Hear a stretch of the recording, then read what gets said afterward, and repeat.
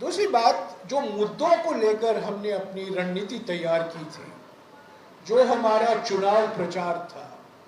ये पहले भारत जोड़ो यात्रा के समय और बाद में भारत जोड़ो न्याय यात्रा के समय ये तय किया गया था। हमारे 5 न्याय हमने जनता के समक्ष रखा: नारी न्याय, युवा न्याय, किसान न्याय, श्रमिक न्याय और हिस्सेदारी न्याय। और हर एक न्याय को लेकर हमने 5 गारंटियां दी,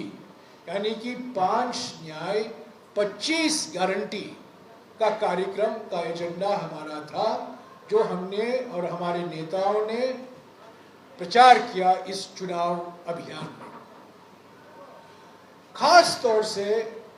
क्योंकि अभी चुनाव हरियाणा और पंजाब में भी होने वाले हैं, मैं खास तौर से किसान न्याय का जिक्र करना चाहता हूं, क्योंकि किसान इन 2 राज्यों की रीढ़ की हड्डी हैं। और ऐसे तो सारा देश कृषि प्रधान देश है, पर खास तौर से जहां चुनाव होने वाले हैं, उत्तर प्रदेश, बिहार और विशेष तरीके से हरियाणा और पंजाब में, किसान न्याय को लेकर हम ये कह रहे हैं कि पिछले 10 साल में जो किसानों को पीड़ा पहुंचाया गया है, जो अन्याय और अत्याचार किसानों पर हुआ है, जो किसान आंदोलन के समय सारा देश गवा था, उससे मुक्ति पाने के लिए हमने किसान न्याय को लेकर 5 गारंटियां दी। मैं सिर्फ 2 गारंटियों का जिक्र करूंगा। पहला गारंटी यह है कि हमने वादा किया है कि एमएसपी को हम कानूनी दर्जा देंगे,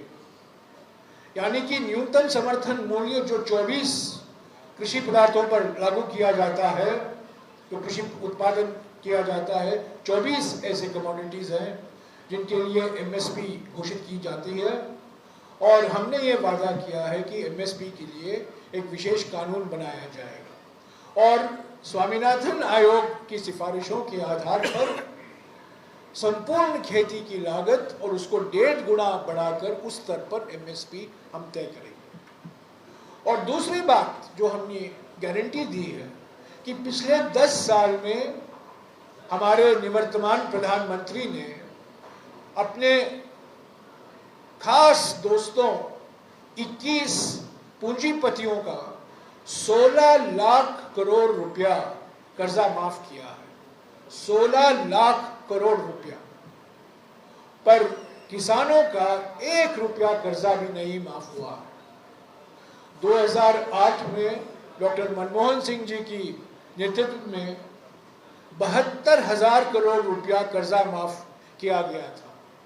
और हमने ये गारंटी दी है कि इस बार